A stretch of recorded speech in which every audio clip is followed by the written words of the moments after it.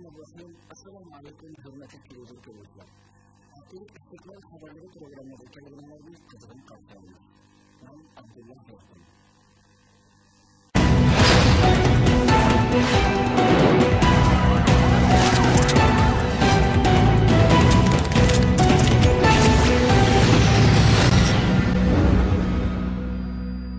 Ma'arif jamiyatida oylik suhbat yig'ini o'tkazildi. Sharq Turkiston Ma'arif va hamkorlik jamiyati har oyning 1-yakshanba kuni o'tkazib kelayotgan oylik suhbat yig'ini 2011-yil 12-oyning 4-kuni Istanbul vaqti kech soat 6:30 da jamiyat markazida elib berildi. Bu qatimliq yig'inga jamiyat bosh kotibi doktor Olimjon Ataullah riyosatchilik qildi. Yig'in Qur'on tilovati bilan boshlandi. Qur'oni Karim bilan boshlaymiz. Abdurazzaq qari inimiz bizga Qur'on tilovat qilib berdi. أعوذ بالله من الشيطان الرجيم بسم الله الرحمن الرحيم يا بني إسرائيل اذكروا نعمتي التي أنعمت عليكم. Keyin jamiyat bosh naziri ustoz Ablikimxon Maqsum so'z qildi. U so'zida jamoatga sura Ali Imron 118, 119 va 120 oyatlarning tafsirini nihoyat tafsili, tushunishli qilib so'zlab o'tdi. Qad bayyana lakumul ayati in kuntum taqilun. Alloh taolo bu oyatdan bütün mu'min musulmonlarga xitob qilib, tamandikicha buyruq qildi. Ey mu'minlar, birinci qilib Allah müminlarning iymonidan iborat eng sharaflik atalg'usi eng yaxshi ko'radigan sifat bilan mu'minlarni chaqiradi. Bu atalg'u bilan mu'minlarni atash bilan birga Alloh taolo mu'minlarga deydiki: "La tattakhizu bitanatan min dunikum." Sizdan bo'lmagan odamlarni siz o'zingizga betona qilib bu betona degan kelima, betona degan eng yaqin sapdosh, sirdosh, xizmatdoshi, eng yaqin do'sti degan hukmlar ishlatiladi. Min dunikumchu. Neda kelima betona min dunikum degan bu ikki kelimalardan nurg'un maqsad sır yoşungan. Ayetning tercümesi sizden bo'lmagan adamni o'zingizga sapdosh do'st qilolmang degan bo'ladi. Tercümesi bu. Ey mu'minlar, siz Allohga ishongan mu'min musulmon dinga xizmat qilgan o'nglar aqlligidan o'rganda ekan islom, sizden bo'lmagan odamni o'zingizga sapdosh, ulfatdosh, sirdosh do'st qilolmang degan bo'ldi. Keyin jamoat arbobi Abduqodir Yapjon so'z qildi. U so'zida hijrat va uning maqsadi haqida tafsili to'xtaldi. Ko'p sonlik payg'ambarlarning hammasi hijrat qilgan. Hijrat qilgan, hijratdan maqsadi shu, hijratni qilgan jutidan aşağı berib yetib olgan emas, qaytib kelib o'zining jutini shu Musa alayhisalomcha hijrat qilgan. Qaytib Misrni qayta isloh qildi. Siz birinchi zulmga uchrashingiz lozim bu haqiqat yo'lda. İkinci, muşu çekik yetkende hicret kılsız, hicretten maksat güçlü toplap çoğun, sizden jutonuzdan qoqlap çıkargan, jutonuzda amanı xuda yaşatmagan, özünüzün dinini çoğun saklayanmagan, özünüzün dininizden yok kılışkı, özünüzün kimlikini, kişilikini, abroyu ve izzetinizni, ehli balçaklığınızını, zulümga ve defsendi kılış uçuratkan şu küfreni, şu zulümni yok kılış için çoğun, yani siz çoğun, bir harbiy kuch uyushtirdigan ya bu. Hijratdan maqsad shu. Qarindoshlarning bu oylik suhbatning tafsilotini to'rimizning televiziya bo'limidan ko'rib olishini umid qilamiz.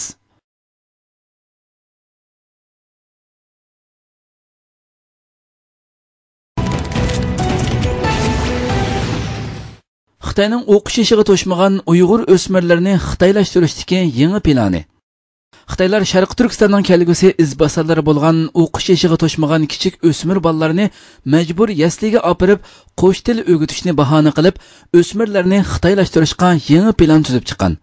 Egallanishicha, atalmish Şinjan Uyg'ur Abnum rayonining qo'sh til o'qitishida Janubiy Şinjan va yezilarni muhim nuqta qilib, o'qish yoshiga to'shmaganlarni qo'sh tilda o'qitadigan va o'tir boshlang'ich maktablarda qo'sh tilda dars o'tadigan o'qituvchilar kamchil bo'lish qatorliq masalalarni tez hal qilib, 2012-yilga borganda o'qish yoshiga to'shmaganlarni maktabga kirishdan burun 2 yil qo'sh tilda tarbiyalashni asosiy jihatdan umumlashtirish, 2015-yilga borganda qo'sh til o'qitishini asosiy jihatdan umumlashtirib, 2020-yilga borganda oz sonliq millat o'quvchilari davlatning o'rtaq til yoziqini asosiy jihatdan pishiq biladigan va ishlatadigan holatni shakllantirish kerak degan qarorlar elingan. Xitoylarning bu yangi plani bilan 2020-yilga borganda butun Uyg'ur o'smirlarini xitoylashtirib bo'lish plan qilingan.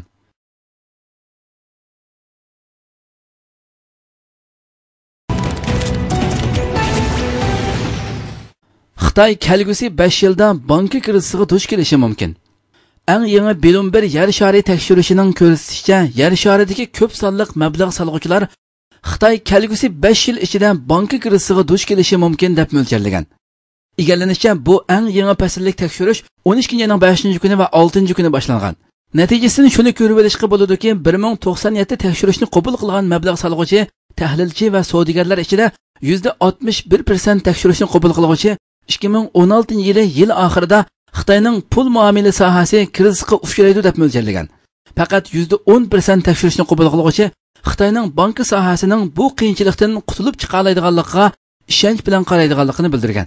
Navbatdagi ahvoldan qaraganda bir qism alomatlar Xitoy iqtisodining eshish sur'atining ostlayotganligidan bishorat bergan. Asosliq o'tib ketgan 2 yildan ko'proq vaqtdan buyon mahsulot yasash sohasidagi holsirg'anlikning ifodasi To'ralg'u uyning setilish miqdoridagi to'vanlash va eksport eshish sur'atining ostilishi qatorliq jihatlarda ifodalangan. Bularning hammasi bozorning andisini, ya'ni Xitoydan iborat bu yer sharidagi ikkinchi cho'ng iqtisodiy gavdaning nachar qarzda o'rlash ko'rinishidan qo'rqishini keltirib chiqargan. UPI Management shirkatining bosh direktori Lanis Depew mundaq ko'rsatgan. UPI Management shirkatining bosh direktori Lanis Depew mundaq ko'rsatgan. Uzundan beri bayliq manbasining qalaymaqon echilishi, bo'libmi uy mulk bilan banka sohasidagi qalaymaqon echilish siyosat bilan iqtisodda muqimsizlik ko'rilishini keltirib chiqarishi mumkin. Meningcha, yana shunday mo'ljallashga bo'ladiki, kelgusida makro iqtisod bir qadar ilgirlagan holda holsizlanib qolishi, shundaqla paychaki bozorining foyda elish nisbatimi mo'ljardagidan tuvallashi mumkin.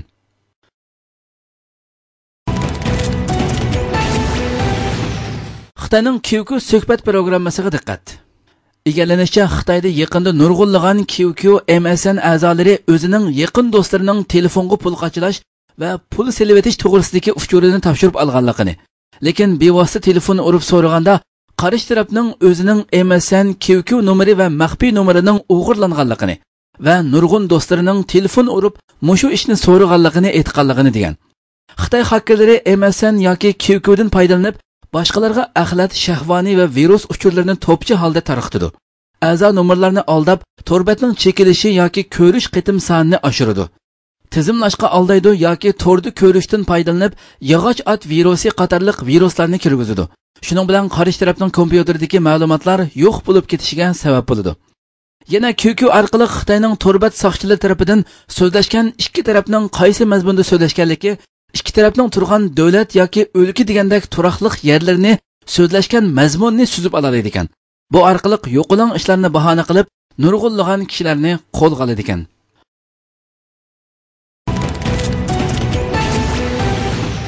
Hindistonning bomba etish plani Xitoyni andishiga soldi.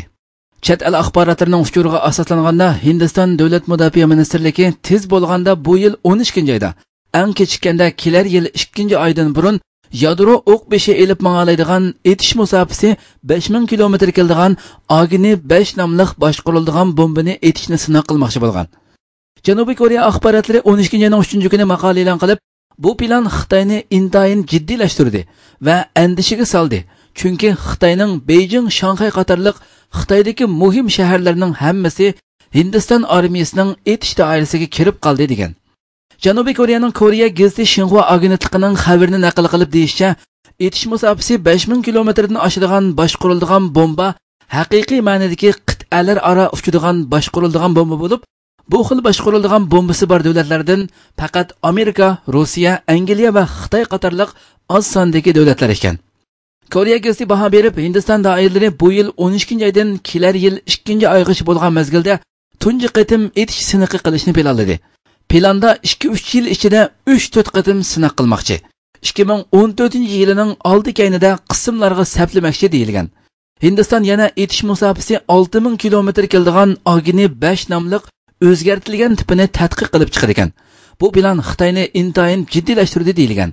Xitoy axborotlarining ko'rsatishicha, Hindistonning traktoriyalik boshqariladigan bomba tadqiq qilish saviyasi Xitoydan 10 yildan ortiq keyin qolgan. Ammo bu boshqariladigan bombani tadqiq qilib bo'lgandan keyin Beijing, Shanxay qatorliq Xitoyning muhim shaharlari Hindiston armiyasining etish doirasiga kirib qoladi ekan. Mazkur boshqariladigan bomba turiga mas'ul Hindiston Davlat mudofaa tadqiqot va taraqqiyot tashkilotidagi Sarsvat doktor, bizning tadqiqotimiz Xitoy yoki Pokistonga qartilmagan. Biz oldi bilan yadro quroli ishlatmaslik siyosatiga amal qilamiz. Faqat davlatning hayot mamotiga aloqador paytda Hindistonning bexatarligini qo'g'dash uchun bu boshqariladigan bombani ishlatamiz degan. Ammo Hindistonning boshqa olimlari tuzli qilib, Agni 5 nomli boshqariladigan bomba Xitoyning kushandisi bo'lib qoladi deb, mazkur boshqariladigan bombaning Xitoyga qartilganligini qilchi yushirib o'ltirmagan.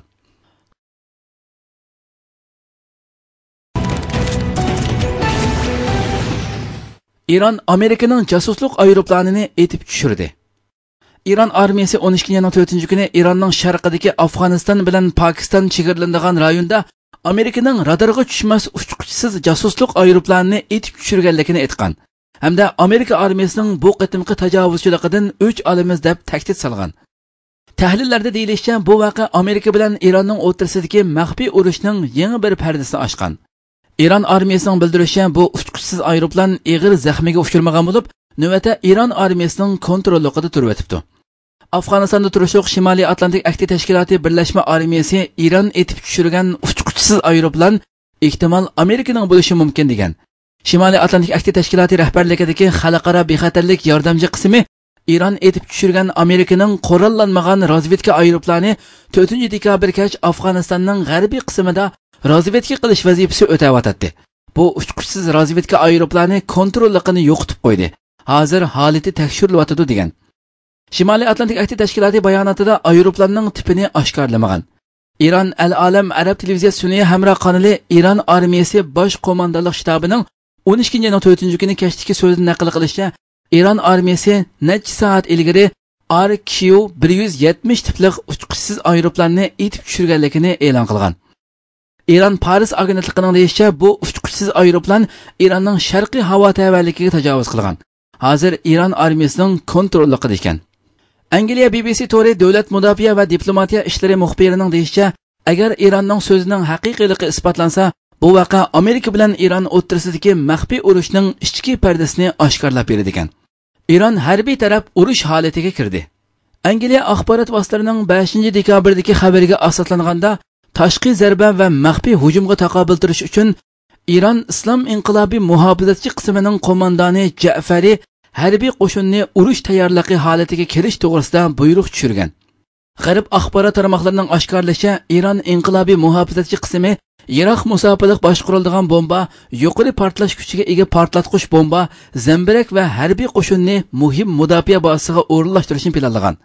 Egallanishicha, İranning bu harakati xalqaro jamiyatning İranning yadro planiga besim ishlatganligiga qaytargan javobi ekan. Oldingi oyda xalqaro atom energiyasi tashkiloti İran yadro qurollarini tadqiq qilib echayotgan bo'lishi mumkin degan dokumentni e'lon qilgandan buyon İran yuz berish ehtimolligi bo'lgan qarshi harakatga taqobil turishga tayyorlik ko'rish qadamini tezlatdi.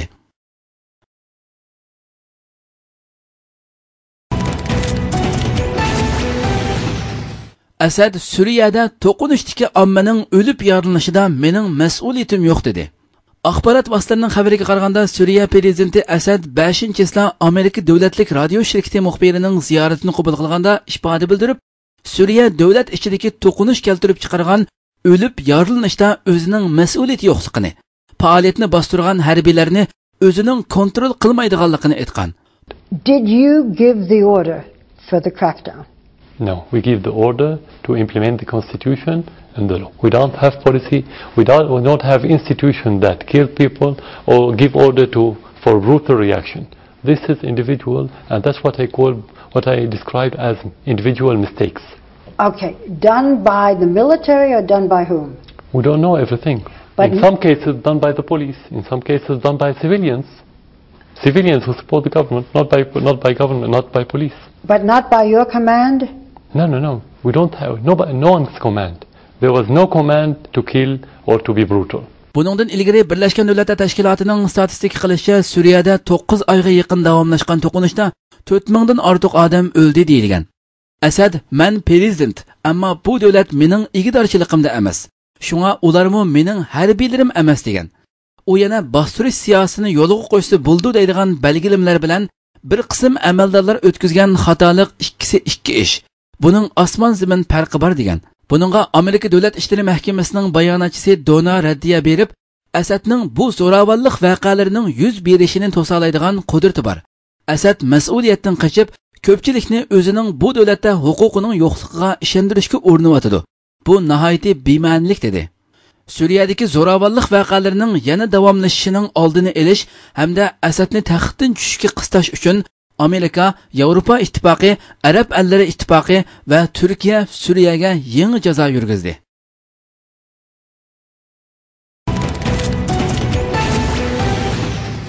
Al-Qoida Liviya osmonida faqat islom bayrog'i lapildishi kerak dedi. Mufakkiratul Islom to'rbetining xabar qilishicha, Al-Qoida tashkilotining eng muhim shaxslaridan biri bo'lgan Abu Yahya al-Libi 12-yilning 5-kuni e'lon qilingan bir ovoz lentasida Liviya osmonida faqat islom bayrog'ining lapildishi kerakligini bildirdi va Qazofi hokimiyatini bitchit qilgan qo'zg'olonchilarni yangi hukumatga qurol topshirmaslikka chaqirdi. U mundaq dedi: Liviya qo'zg'olonchilarining qo'mondonlari shuni aniq bilishi kerakki, yo'l texi uzun va bu yangi qo'zg'olonning mevalari texi pishmadi. U yana mundaq dedi: Shahidlar, yaradorlar, sarsallar va umumiy musulmonlarning omonati Liviya osmonida islom bayrog'i lapildimasdan hargizmi ado bo'lmaydi. Bugun sizlar bir yo'l og'zidasizlar. Bu yerda hech ikkilanmasdan keskin qaror chiqarishinglar kerak. Bugun sizlar yoki ilmoniy hokimiyat tanlaysizlar. Buning bilan g'arbning timsohlarini rozi qilib, ularni yetmoqchi bo'lgan nishonlarga yetkazsizlar. Yoki sizlarga nusrat ato qilgan Allohning dinini hokimiyatga ega qilish uchun barliq kuchlar oldida mustahkam turasizlar.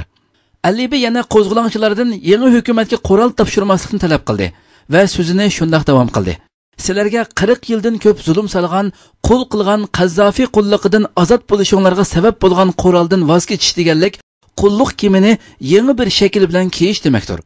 Alibi yana qo'zg'olonchilarning qurollarini mayli musulmon yoki kofir bo'lsin, harom qon to'kishga ishlatmaslikka ogohlantirdi va g'arbning Liviya neftlariga ko'z tikayotganligini, buningga qarshi liviyaliklarning intayin keskin jur'at bilan qarshi chiqishi kerakligini bildirdi.